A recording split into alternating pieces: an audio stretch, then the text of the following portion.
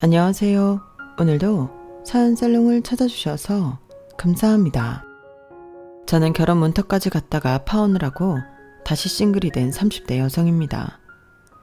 예정대로였다면 저는 지금쯤 결혼을 하고 남편과 3년차 신혼생활을 하고 있을 텐데요.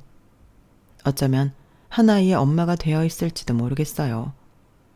하지만 사람 일이 마음처럼 되지 않는다고 이래저래 많은 이유로 저는 아직 싱글의 인생을 살고 있는데 돌이켜보면 아직 30대지만 제 인생은 충분히 다사다난했답니다. 단도직입적으로 말씀드리자면 저는 입양아였거든요. 요즘은 부모가 있지만 시설에 버려지는 아이들도 많다고 하던데 저는 철저하게 부모가 누군지도 모르는 갓난아이였을 때부터 시설에 있었대요. 그래서 이름도 생일도 구하원 원장님이 만들어주셨다고 들었는데요. 사실 이런 사실도 저는 까맣게 몰랐어요. 앞서 말씀드렸듯이 제가 돌이 막 지났을 때 지금의 부모님에게 입양되었기 때문에 저는 제가 그런 출생의 비밀이 있는 줄도 몰랐죠. 그러다 제가 중학교 2학년 때 친할머니로 하여금 모든 사실을 알게 되었는데요. 그때 들었던 말은 잊을 수가 없어요. 지 근본도 모르는 게 어찌 지 주제도 모르고 설칠까. 너는 최대한 내 눈에 띄지 마. 넌 여기 올 자격도 없는 존재야. 여기가 어디라고? 이렇게 말씀하셨는데 저는 바보처럼 저 말이 할머니가 저를 좋아하지 않기 때문에 하는 악의적인 농담인 줄로만 알았어요. 하지만 심각해진 집안 분위기와 불같이 화를 내던 아빠, 그리고 급하게 제 귀를 막으며 침울한 표정의 엄마의 모습에 저는 금방 그것이 사실이라는 걸 직감했는데요. 한창 사춘기의 핵을 지나고 있던 저는 충격에 빠질 수밖에 없었어요. 이런 말 좀 부끄럽지만 제가 부잣집의 무남동녀로 모난 구석이 많은 아이였거든요. 그런데 고아 출신이라는 것도 모르고 부모님이 제 친부모라 철석같이 믿으며 아나무인으로 살았다는 게 그 순간 저를 너무 수치스럽게 만들었어요. 그도 그럴 게 제가 엄마를 너무 사랑했지만 동시에 엄마를 너무 만만하게 봤던 저는 엄마한테 짜증도 많이 내고 이거 해달라 저거 해달라 힘들게 하는 자식이었거든요. 그리고 제가 입양아라는 걸 알게 된 순간 내가 무슨 자격으로 지금까지 이 많은 걸 누리고 살았을까. 모든 것이 내 것이 아니라는 생각과 동시에 죄송스럽게 느껴졌는데 그런 이유로 중요하다면 중요한 중3이 다 끝나도록 방황을 했어요. 그렇게 저는 부모님 속을 시꺼멓게 태웠고 지금이라도 친부모를 찾겠다며 가출을 하기도 했는데 지금 생각해도 부모님에게 너무 죄송한 짓만 골라서 하던 아이였죠. 그러다 그런 저를 백방으로 찾아다니고 단 한순간도 저를 친자식이 아니라고 생각한 적이 없다던 부모님의 진심 어린 사랑에 저는 방황을 끝내고 비로소 정신을 차렸는데요. 그때 제가 왜 입양을 오게 되었는지 부모님의 사정을 알게 되었어요. 사실은 엄마가 아기를 낳을 수 없는 몸이었어. 그래서 할머니가 엄마 같은 며느리 안 된다고 아빠랑 헤어지라고 했는데 그래서 엄마도 진짜 헤어지려고 했었지. 근데 아빠가 어떻게 그럴 수 있냐고 엄마를 붙잡았고 그 뒤부터 할머니랑 사이가 별로 안 좋았는데 선영이도 알다시피 할머니가 아빠를 엄청 위하잖아. 하나밖에 없는 아들이라 더 그래. 오죽하면 고모들도 서운할 만도 한데 이젠 다 그러려니 하잖아. 그런 아빠가 할머니 말도 안 듣고 아이를 원했던 엄마를 위해 입양까지 했으니 그걸 내내 마음속에 담아두고 계셨나 봐. 선영이 기억할지 모르겠는데 할머니랑 다시 연락하고 왕래하기 시작한 게 선영이가 학교에 간 이후였거든. 기억나. 그래서 나는 외갓집만 있는 줄 알았는데 갑자기 할머니 집에 가자고 해서 깜짝 놀랐어. 그래, 그때 할머니가 아빠가 너무 보고 싶다고 다 받아들이겠다고 했었거든. 근데 그게 시간이 지나면서 할머니 마음처럼 안 됐나 봐. 손녀로 인정하지 못하시더라도 굳이 네 앞에서 그러실 필요는 없었는데. 참, 그 양반도 안 변하네. 우리 딸 많이 놀랐지? 근데 엄마랑 아빠는 단 한순간도 우리 딸이 남의 딸이라고 생각한 적 없었어. 그래서 평생 알릴 생각도 없었는데 이렇게 알게 해서 미안해. 아니야. 나야말로 고맙지. 난 그런 줄도 모르고 엄마한테 함부로 하고 나 좋은 것만 했잖아. 근데 엄마는 그런 애가 안 미웠어? 난 엄마 친딸도 아니잖아. 무슨 소리야. 방금 말했잖아. 엄마는 그런 생각 한 번도 한 적 없어. 엄마는 그저 우리 딸이 엄마 곁에 있어서 너무 좋기만 했는걸? 그래서 가장 좋은 것만 해주고 싶었고 가능하면 세상의 모든 힘든 일로부터 지켜주고 싶었는데 그걸 잘 못했네. 아니라니까. 나야말로 복이 넘치는 애였네. 그런 것도 모르고. 엄마 속상하게 해서 미안해. 그리고 고마워. 나 이쁘게 키워줘서. 내가 앞으로 진짜 잘할게. 아빠한테도 엄청 잘할 거야. 그래서 엄마 아빠한테 평생 효도하는 딸이 될 거야. 두고 봐. 그래, 말만 들어도 너무 좋다. 근데 선영아, 무리는 하지 마. 원래 부모 자식 간은 굳이 열심히 하지 않아도 되는 거거든. 엄마 말 무슨 뜻인지 알지? 우리 달라지는 거 하나도 없어. 아빠도 마찬가지고. 우리 앞으로도 셋이서 행복하게 잘 살자. 엄마는 다 큰 저를 품에 꼭 안아주며 목이 메었지만 겨우겨우 말을 끝냈어요. 그리고 저는 그 순간부터 결심했는데 엄마는 앞으로 달라지는 건 없다고 했지만 저는 달라지기로 마음먹었죠. 다시 공부를 열심히 하기로 마음먹었거든요. 사실 그동안은 제가 머리가 나쁘다고 생각해서 열심히 할 생각을 하지 않았는데 지금 당장 엄마 아빠를 기쁘게 할 수 있는 일이 그때 당시는 공부밖에 없는 것 같았어요. 그래서 실업계학교에 진학했음에도 대학 준비를 하기 시작했는데요. 3년을 착실하게 공부를 하니 거짓말처럼 서울 안에 꽤 이름 있는 4년제 대학에 입학할 수 있었어요. 그리고 저희 부모님은 이게 꿈이냐며 크게 기뻐하셨는데요. 제가 대학에 입학하는 날 찍은 사진만 봐도 두 분이 얼마나 신나셨는지 고스란히 느껴질 정도였어요. 그리고 철이 닫은 저는 제가 입양하였던 뭐든 상관없이 부모님의 딸로서 사랑받으며 살았죠. 비록 친할머니와는 여전히 사이가 나빠 다시 척을 지고 지내게 되었지만 저희 아빠는 상관없다고 하셨어요. 그런데 저희 아빠가 하던 사업이 할아버지한테 물려받은 사업이었고 그 탓에 완전히 자유로울 수는 없었는데요. 욕심 많은 고모들 때문에도 골치가 아팠죠. 하지만 언제나 위기를 기회로 만들며 회사를 키우던 아빠는 집에 오시면 회사에 무슨 일이 있던 없던 상관없이 늘 가족들 사이에서 가장 웃긴 사람이 되었는데 그 때문에 저희 가족은 모였다 하면 늘 웃음꽃이 피었어요. 그렇기 때문에 다른 사람들도 저를 마냥 부잣집에 사랑만 듬뿍 받고 자란 외동딸로만 알고 있었는데요. 저도 굳이 제가 입양하라는 걸 밝히지 않았어요. 사실 대학에 들어갔을 때 숨길 일도 아니라고 생각했던 저는 친해진 친구나 선배들에게 제가 입양된 아이라는 걸 이야기했는데 그 후로 태도가 달라지더라고요. 솔직히 그때는 아무렇지 않은 척했지만 상처였는데요. 그런 일을 몇 번 당하다 보니 굳이 제 아픈 이야기를 할 필요가 없다고 생각했어요.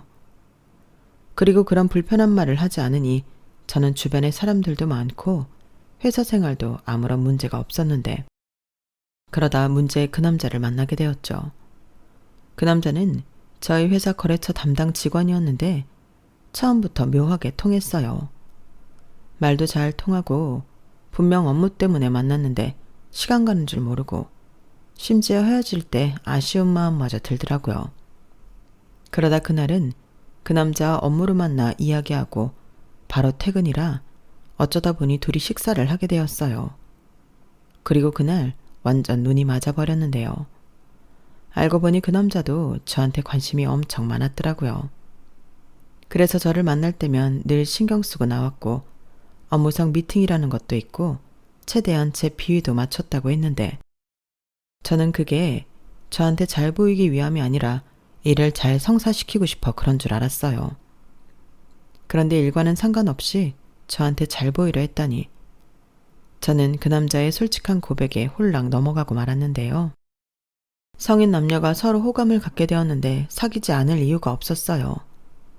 그렇게 저희는 연인 사이가 되었어요. 그리고 2년여의 연애는 정말 행복했는데요. 그러다 3년이 되어갈 즈음 그 남자가 먼저 깜짝 프로포즈를 했어요. 사실 관계가 깊어지면 깊어질수록 저에겐 고민이 하나 있었거든요. 아무래도 제 출생의 비밀을 이 남자한테는 말해야 할 것 같았는데 그러다 이 남자 역시 저한테 상처만 주고 훌쩍 떠나버릴까 겁이 났어요.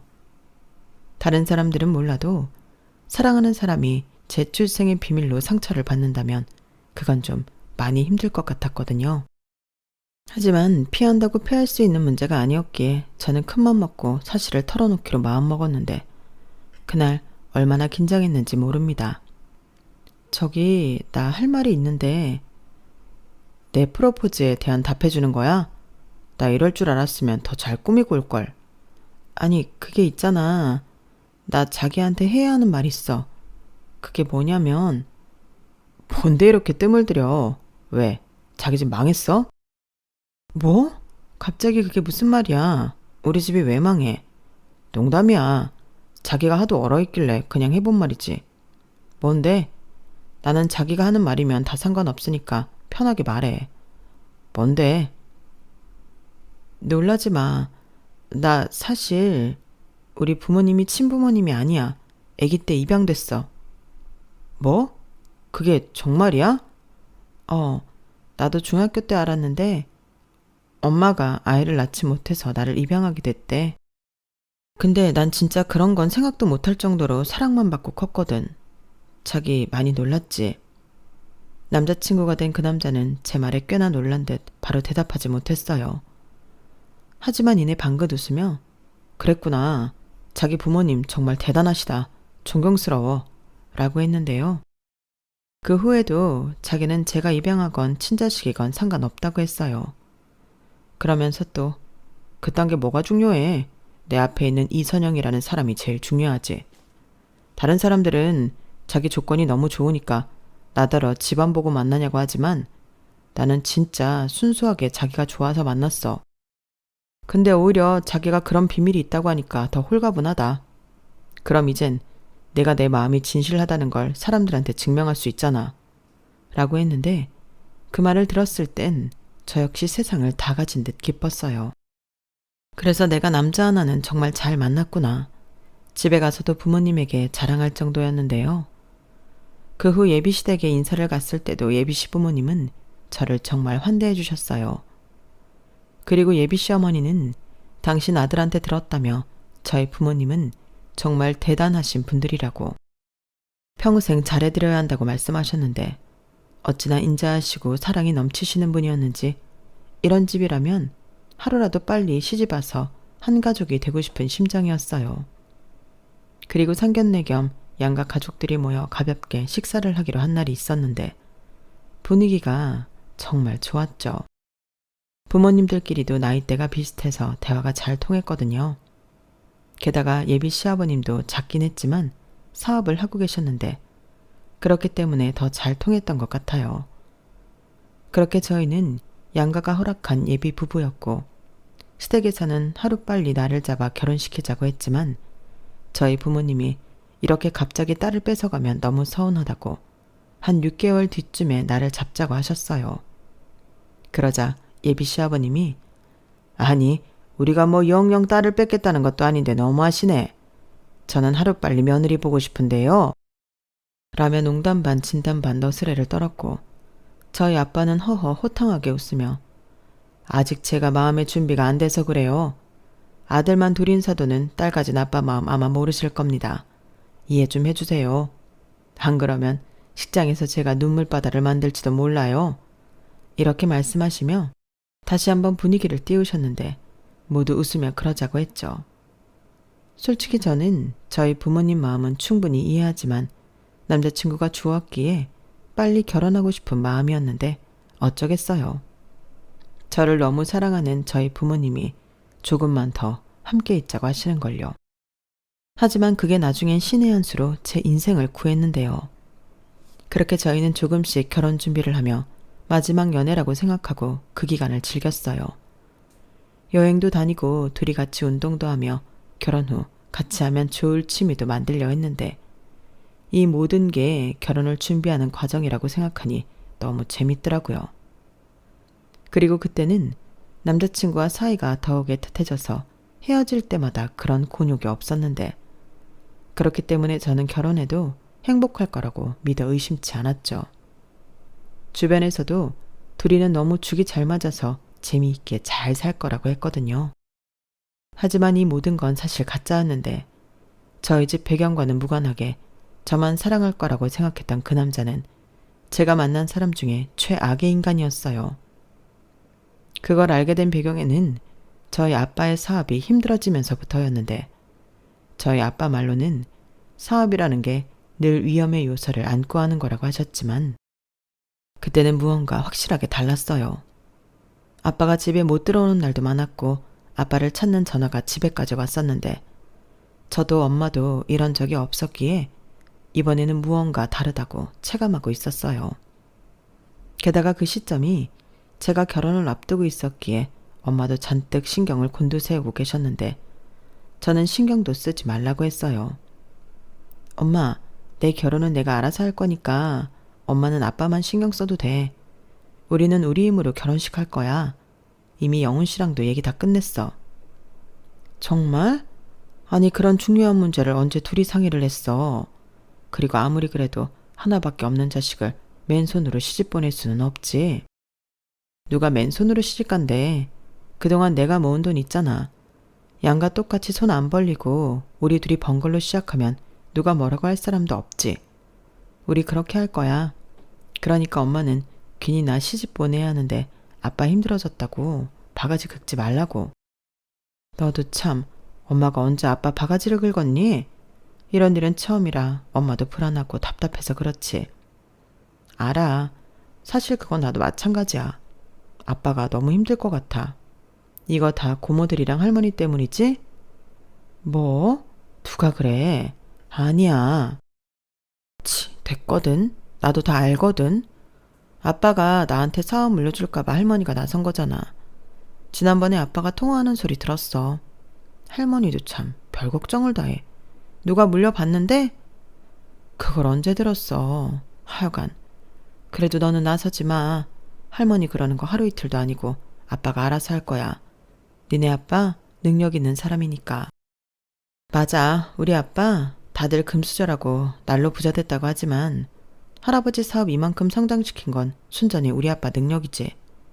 나도 우리 아빠가 금방 다시 괜찮아질 거라고 믿어. 그래. 그나저나 이 위기가 빨리 지나가야 할 텐데. 네 아빠 건강이라도 해칠까 엄마는 그게 제일 무섭다. 아참, 권서방 네 아빠 일 알고 있니? 아니, 뭐 좋은 일이라고 알려. 그냥 얘기 안 했어. 그래, 잘했다. 괜히 신경 쓰게 하지 마. 권서방 알면 권서방네 집도 다 할 텐데. 저희 엄마는 아직 결혼식을 올리기 전이었지만 이미 남자친구를 당신의 사위라고 생각하고 계셨어요. 그래서 어느 순간부터 제 남자친구를 자연스럽게 권서방이라고 불렀는데요. 처음에 그 호칭을 들었을 때 저는 깜짝 놀랐지만 남자친구는 입이 찢어져라 좋아했어요. 그리고 저는 불필요하다 생각해서 말을 하지 않았지만 남자친구는 저희 아빠 사업이 힘들어지고 있다는 걸 이미 알고 있었는데 그때는 몰랐지만 예비 시아버님이 저희 아빠 사업에 숟가락을 얹고 있었다 하더라고요. 그러니 돌아가는 추세를 제가 말하지 않았어도 예비 시아버님이 알고 있었는데 처음엔 대수롭지 않게 생각하다 상황이 많이 어려워지는 것 같다 판단했는지 이윽고 저에게 괜찮은 거냐고 묻더라고요. 아버님 사업이 많이 어렵다며. 무슨 일인데? 그거 어떻게 알았어? 나도 잘 몰라. 모른다고? 어쩜 자기는 아버지 사업에 대해서 남 얘기하듯이 그래? 지금 많이 심각하다고 하던데 우리 아빠 장인어른이랑 같이 하는 사업 있잖아. 그런 게 있었어? 나는 몰랐는데. 그래서 아버님이 뭐라고 하셔? 뭐라고 하기보다 이러다가 망하는 거 아니냐고 걱정하시지. 우리 결혼도 해야 하잖아. 걱정하시는 마음은 알겠는데 우리 전에 결혼은 우리 힘으로 하기로 하지 않았어? 나는 우리 집에 그렇게 얘기했는데. 뭐? 그걸 말씀드렸다고? 다 참, 그걸 얘기하면 어떡해. 그때는 그냥 해본 소리지. 뭐? 해본 소리라고? 아니, 막말로 없는 집도 아닌데 부모 도움 받는 게 뭐가 어때서? 오히려 있는 집에서 자식 결혼하는데 아무것도 안 해주면 그게 더 이상한 거 아니야? 게다가 자기는 친자식도 아닌데 그렇게 아무런 지원도 못 받으면 사람들이 더 수군거리지. 역시 핏줄이 아니라서 아무것도 안 해줬다고. 지금 말 다 했어? 그거 모독이야. 그리고 내가 우리 엄마 아빠 친자식 아닌 거 누가 아는데? 말 조심해. 왜 흥분하고 그래? 내가 없는 말 지어낸 것도 아닌데. 나는 그런 우려가 있다는 소리를 하는 거야. 지금 우리 집 분위기가 어떤 줄 알아? 괜히 돈 많은 사돈 믿고 사업 제안했다가 뒤통수 맞을까봐 전전긍긍이야. 저는 예전과 180도 달라진 태도의 그 인간을 보며 내가 사랑하던 남자가 맞나 제 눈과 귀를 의심했어요. 사랑스럽게 저를 바라봐주고 저에게 사랑한다고 영원히 함께하자고 하던 그 남자는 거기 없더라고요. 그렇게 당황한 저는 황급히 자리에서 일어나려 했는데 그 사람은 저를 막무가내로 붙잡으며 자기랑 결혼하고 싶으면 무슨 일 때문에 사업이 이 꼴이 됐는지 알아오라고 했어요. 그래서 저는 알고 싶으면 네가 알아보라고 그놈의 손을 뿌리치고 그 자리를 나왔는데요.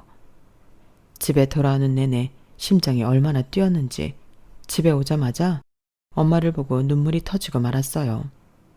그러자 엄마는 무슨 일이냐고 걱정하셨고 저는 엄마가 속상해할까 거짓말을 하며 그 상황을 넘겼죠.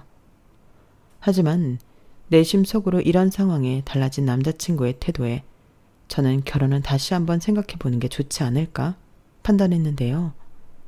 이런 제 마음을 알았는지 남자친구는 자기가 지나쳤다며 잘못했다 빌었어요.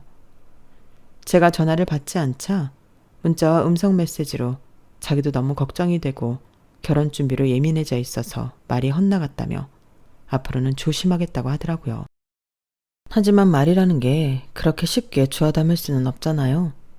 저는 한동안 남자친구의 연락도 피하며 앞으로 어떻게 하면 좋을지 혼자 고민의 시간을 갖기로 했어요. 그러는 사이 저희 아빠는 최후의 수단으로 갖고 있던 땅과 건물을 처분해 회사를 지키기 위해 고군분투하셨는데요. 안타깝게도 그런 노력에도 불구하고 저희 아빠 사업은 정말 많이 어려워졌어요. 불과 몇 개월 사이 그 바닥에서는 망했다는 말이 나올 정도로 힘들어졌는데 아빠가 며칠 사이 살이 쪽 빠지셨죠. 그리고 다 죽어가는 얼굴로 집도 팔아야 할 것 같다며 이사를 가야 한다 하셨는데 엄마는 괜찮다고 벌써 그럴 수도 있다는 생각에 외가의 얘기에 작은 빌라 월세를 알아보고 있었다고 하시더라고요. 그 말을 듣는데 그 심정이 얼마나 힘들었을까 제가 너무 미안했는데요. 엄마는 오히려 무슨 소리야. 당연히 아빠가 힘들면 엄마라도 술을 내야지. 나 이래봬도 사업하는 남자 와이프로 30년 가까이 산 여자야. 라며 씩씩한 모습을 보이셨어요. 그러자 아빠 우리들 몰래 눈물을 훔치셨는데 이런 게 부부구나 그런 생각이 들더군요. 힘들어도 기꺼이 그 고생을 함께하고 괜찮다고 말할 수 있는 게 너무 멋있어 보였어요. 그리고 이런 분들이면 정말 사업이 망했다 하더라도 금방 재기하실 수 있다고 믿어 의심치 않았는데 며칠 뒤 예비 시어머니에게서 만나자고 연락을 하셨어요. 결혼에 관해 할 말이 있다며 저더러 집에 올 필요도 없고 당신이 제가 근무하는 회사 앞으로 오시겠다고 했는데요. 그때 촉이 딱 오더군요. 우선 그 목소리부터도 전에는 듣지 못한 찬바람이 쌩쌩 불었거든요. 그리고 저희 집 사업이 더 힘들어졌다는 걸 그 집안이 모를 리가 없다고 생각했는데 역시나는 역시나였어요. 아버지 사업이 많이 힘들다고? 가진 거 다 팔고 집도 판다는 소리 들었다. 네, 그렇게 됐어요. 너는 참 우리 아들 말처럼 태평하구나. 뭐 믿는 구석이라도 있니? 아니면 친부모가 아니라서 그런가? 어머니, 말씀 좀 가려서 하세요. 친부모가 아니라뇨. 맞잖아. 다 아는 걸 이제 와서 왜 그러니? 우리도 너희 집 때문에 피해가 이만저만이 아니다. 물론 니네 집처럼 쪽박을 찰 수준은 아니지만 아니 무슨 구멍가게도 아니고 몇 달 사이에 회사가 망해? 사실은 다 거품이었던 거 아니니? 그래서 하시고 싶은 말씀이 뭐예요? 저희 집이 어려워져서 이젠 제가 싫다는 말씀 하시러 오셨나요? 호모? 얘는 사람을 뭘로 보고? 나 그런 후진 사람 아니다. 근데 내가 내내 마음에 걸리는 게 있어서 그래. 너 친부모는 누군지 아니? 네? 갑자기 그게 무슨 말씀이세요? 아니, 누가 그러는데 유전병이라는 게 있다고 하더라고. 너는 안 걸렸어도 한 달을 건너서 걸리는 유전병도 있다고 하고. 그걸 알려면 아무래도 네 친부모에 대해 내가 좀 알아야 할 것 같아서. 저도 몰라요. 평생 만난 적도 없고 만날 생각도 없어요. 그래? 보통 고아들은 자기 낳아준 부모를 궁금해한다고 하던데 어째 너는 참 별난 것 같다. 양부모 사업 미망하든 관심도 없어. 자기 낳아준 친부모는 궁금하지도 않아. 어머니! 목소리 낮춰. 내가 너보다 한참 어른인데 이게 무슨 하극상이니? 그리고 네가 이렇게 나오니 나도 더는 할 말이 없다. 그냥 쉽게 얘기할게. 이 결혼 없던 걸로 하자. 나는 그런 불안을 안고 너를 가족으로 받아들일 수 없단 말이지. 이미 우리 아들도 니네 아버지 사업 내리막이라고 마음 접은 것 같은데 피차 더 피해 커지기 전에 우리 이만 관계 청산하자. 나중에 고소장 쓰고 재판 가고 그럴 수도 있는데 서로 껄끄럽잖니? 결국엔 하고 싶었던 말씀은 그거였네요. 친부모 유전병 어쩌고 다 핑계잖아요. 그리고 저 역시 결혼하고 싶은 마음 없어요. 하나를 보면 열어라는데 엄마가 이렇게 몰상식한데 그 아들은 오죽하겠어요? 안 그래도 저도 결혼 엎을 생각이었어요. 제가 먼저 말했는데 그건 아들한테 못 들었나 보네요. 꼴에 자존심에 말을 못했나? 뭐야? 이런 근본도 모르는 것이 어디 어른 앞에서 그 하찮은 입을 놀려? 너는 네 주제 파악을 좀 할 필요가 있어. 아무리 양부모가 부자면 뭐하니? 그 잘난 집도 망해버렸고 호박에 줄 긋는다고 수박되는 거 아니지? 나는 그냥 부모가 버린 고아야. 지 처지도 모르고 어디서 설쳐? 아무튼 서로 같은 생각이니 더 말할 것도 없겠네. 그럼 나는 이만 일어나마. 행여 우리 아들한테 연락해서 매달릴 생각이랑은 하지도 말고 각자 알아서 잘 살자꾸나. 참 기가 막혔어요. 이제 와서 갑자기 친부모한테 유전병이 있는지 걱정이 된다니 말도 안 되는 소리라고 생각했죠. 결국엔 저희 아빠 사업이 힘들어져 자기 아들을 결혼시키고 싶지 않다는 건데 눈 가리고 아웅한다고 자기가 아니라고 하면 그게 감춰지겠어요? 그리고 그 부모의 그 자식이라고. 남자친구는 그 뒤로 그 어떤 연락도 없었는데요. 저한테 잘못했다고 하던 사람은 제가 아무리 전화를 걸어도 받지 않았어요. 그 아줌마 말대로 매달릴 생각은 없었지만 욕이라도 한 바가지 하고 끝을 내야 두고두고 한이 되지 않을 것 같아 전화를 걸었거든요. 하지만 차단을 한 건지 일부러 피하는 건지 그 인간하고는 연락이 닿지 않았는데 회사 부서도 옮겼는지 제 눈에 띄지 않더라고요. 솔직히 오히려 좋았어요. 그 점은 오히려 제가 더 고맙더라고요. 그리고 저는 결혼자금으로 쓰려고 했던 돈을 아빠한테 드렸는데요. 아빠는 깜짝 놀라셨어요. 제가 드린 돈이 2억 가까이 됐거든요. 아니, 네가 이런 큰 돈이 어디서 났어? 이렇게 물으셨는데 제가 회사 들어가 우연히 친해진 선배의 도움으로 주식을 하게 되었어요. 처음엔 소액으로 조금만 넣어봤는데 그게 꽤나 큰 돈으로 부풀었고 처음엔 신기해서 꽤 큰 돈을 넣었다가 다 날리며 부모님 몰래 피눈물을 흘렸는데 그 이후부터는 주식 공부, 경제 공부 그런 것들을 하다 보니 주식에 재미를 붙였어요. 그래서 그 이후에는 제 나름의 기준을 갖고 노하우를 쌓으며 주식을 했는데 그걸 꾸준히 하다 보니 돈을 제법 많이 벌었어요. 물론 은행 상품으로 저금을 한 돈도 일부 있었고요.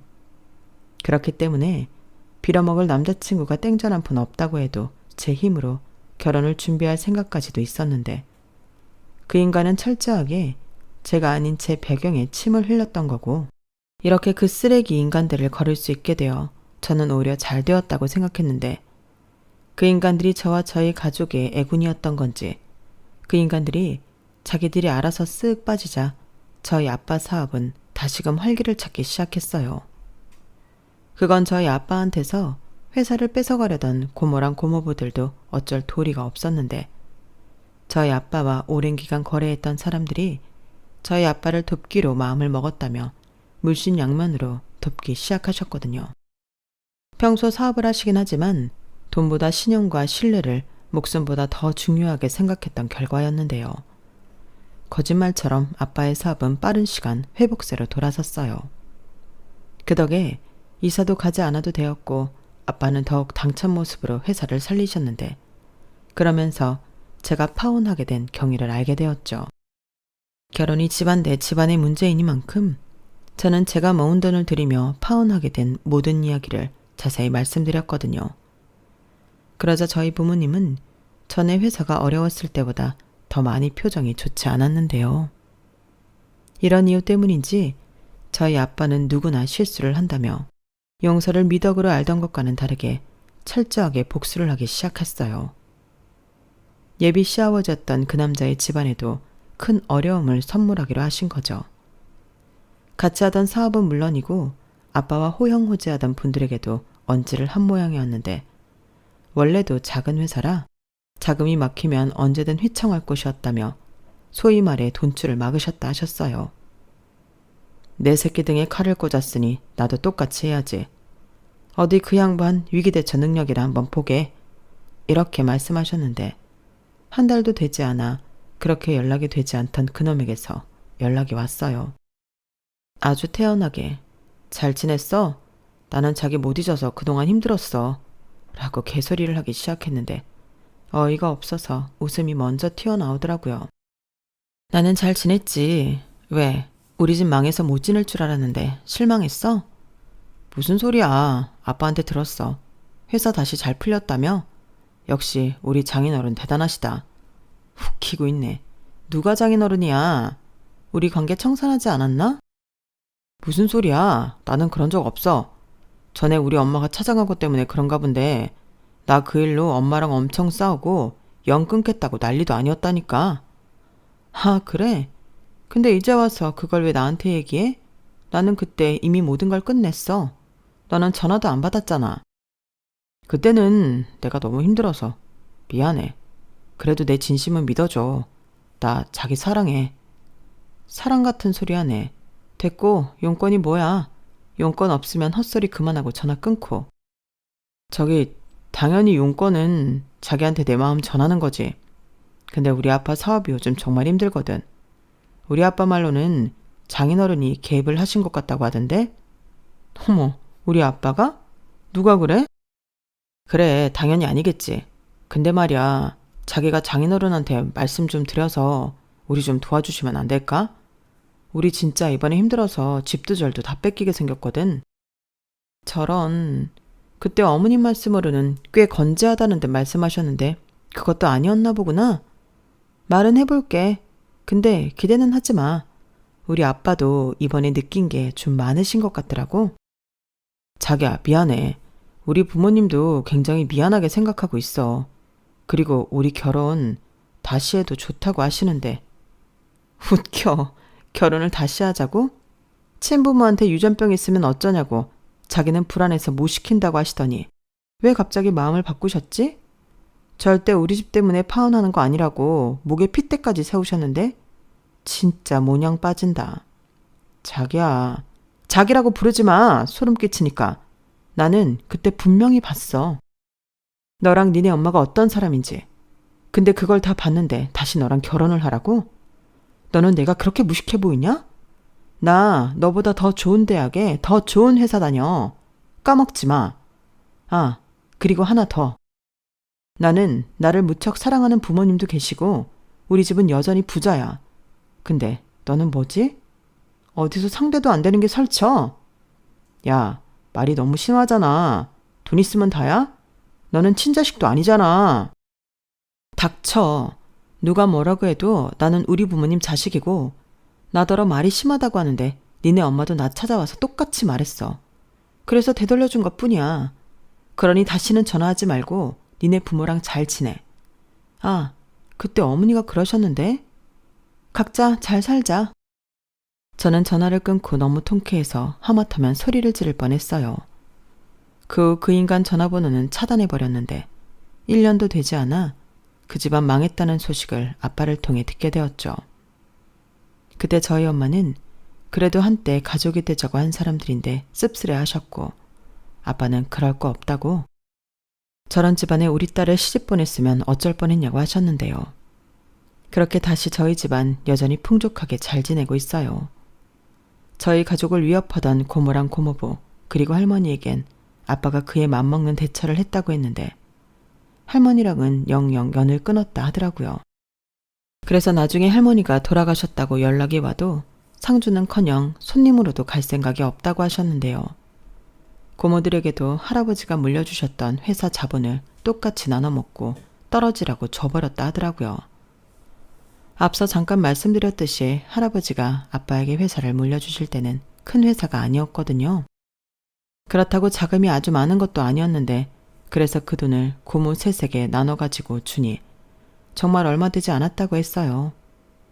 작은 고모는 그러지 말고 매달 배당금식으로 얼마씩 주라고 했던 모양인데 아빠는 단칼에 거절해버렸다고 하더라고요. 자기들은 회사를 위해 아무것도 하지 않았으면서 무슨 배당금을 받냐고요. 그리하여 저희 가족은 친가 식구들로부터 철저하게 독립을 하게 되었는데요. 그때 저의 엄마 표정이 굉장히 편안해 보이셨어요. 그동안 마음고생하며 살아온 세월이 많았기에 아빠의 그런 결정을 누구보다 반기셨겠죠. 그리하여 아빠도 그렇지만 저 역시 엄마를 앞으로 평생 위하며 살아갈 결심을 했어요. 저는 지난날 엄마 속을 많이 썩였기 때문에 그걸 만회하기 위해서라도 그 어떤 자식도 부럽지 않을 효도를 할 생각인데요. 아빠한테도 마찬가지예요. 그 어떤 아들도 부럽지 않을 든든한 자식이 되려고요. 너무 어려 몰랐지만 제 인생을 180도 바꿔준 제 인생에 둘도 없을 귀인이시잖아요.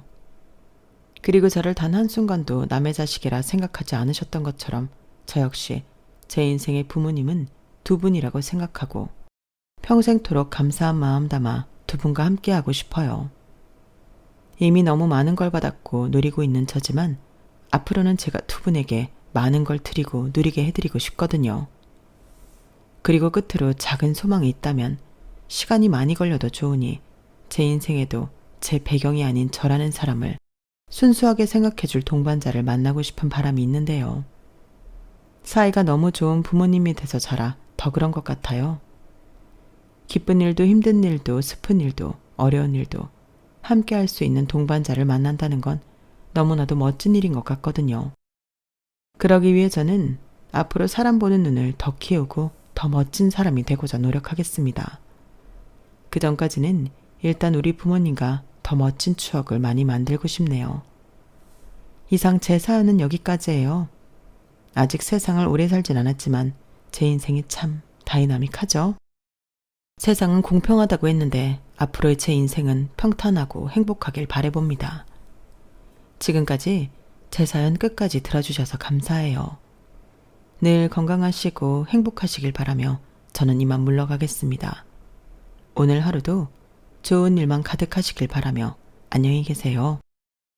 여러분, 사연 댓글에 응원과 현명한 조언 부탁드려요. 좋아요와 구독은 저에게 큰 힘이 됩니다. 오늘도 좋은 일 가득하세요.